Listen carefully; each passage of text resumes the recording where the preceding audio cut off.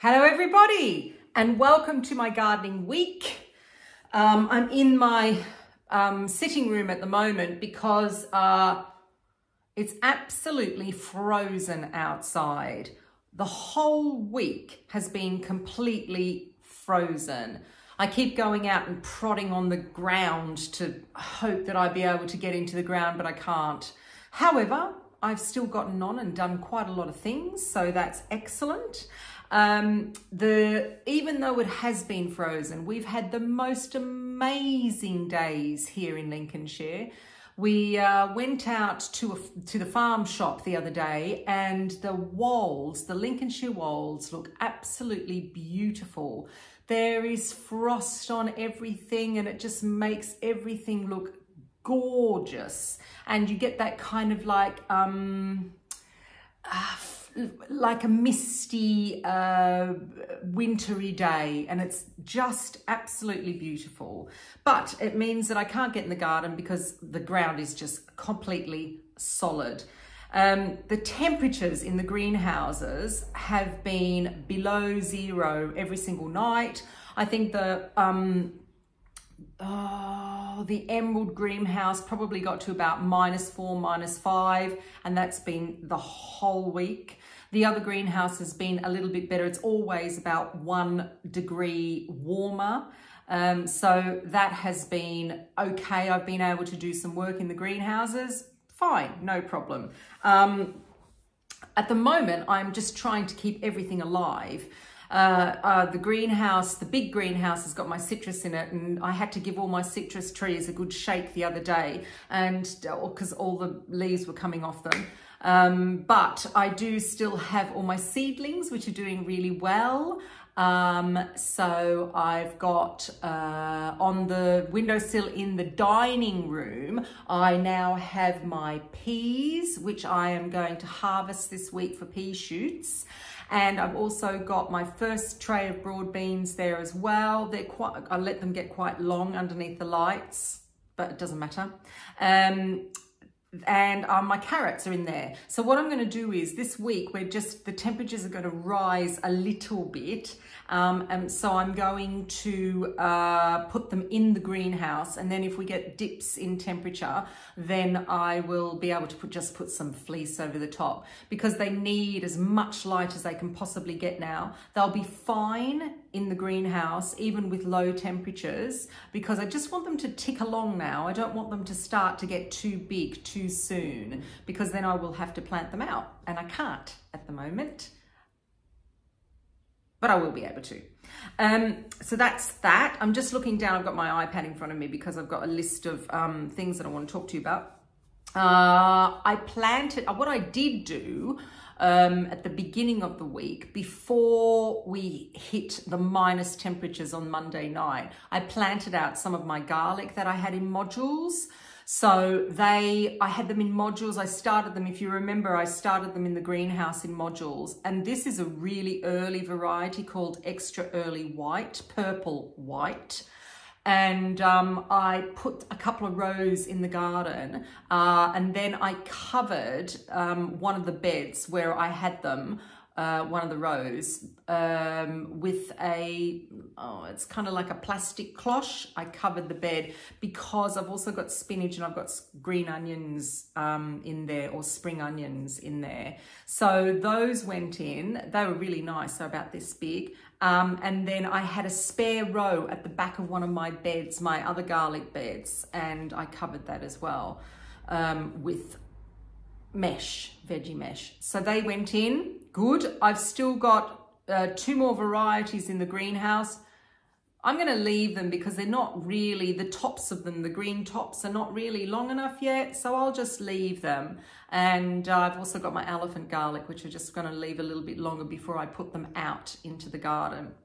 One thing, just to remind you all, please, if you are going to do any kind of allium in the garden, you might have to cover it with some kind of netting, because this thing called allium leaf minor is rampant. Okay, we don't really have it at this time of the year, but if you planted your garlic, especially quite early, even in October, you might find that you've got allium leaf minor already. They come later on as well in the spring, and they just eat and ruin. The larvae, the little worms, eat absolutely everything, and they're awful, absolutely awful. So I'm now, all my alliums, I am covering with a mesh or a netting. I'm covering everything nowadays, it seems. What else did I do? I've got a little kind of spring patch in the garden, and that's where I have all my kind of winter flowering, spring flowering bulbs that come up. And I needed to take the leaves off my hellebores. So I did that, and they were doing really well. The flower heads were coming up nicely, and now we've got this freeze. So they've just stopped still. I've also got some little snowdrops in that area, and some other like crocus in that area. So I did that, and that was quite enjoyable before we got this big frost. My strawberries, last year I had to replant them in a new bed because they were getting a little bit old, and so I moved them all, and I also got new plants. So I've got early, mid and late season strawberries in this bed. I haven't been able to weed it because everything's frozen, but I did get some new little strawberries, some little plugs, and they're an early variety called Sweetheart. And I potted all of those up. So they come in little plugs. They're really good plants. They came from a company called Chris Bowers. I'll put a link in the bottom of this video. And I just potted them up in like 9-centimeter pots, leaving them in the greenhouse for a bit, just till they get established. And then what I'm going to do with those is I'm going to grow them on in the greenhouse so that I have some extra early strawberries. And this variety I don't have in the garden, so it's a variety I've been wanting to get. It's delicious, Sweetheart it's called. So I did that as well, and I will be weeding my strawberry bed when I can get to it. Raspberries. So last year, exactly this time last year, we erected like a frame, and it's made out of steel posts with these little finials on top. It's very, very pretty, and we erected that over at the allotment for my raspberry patch.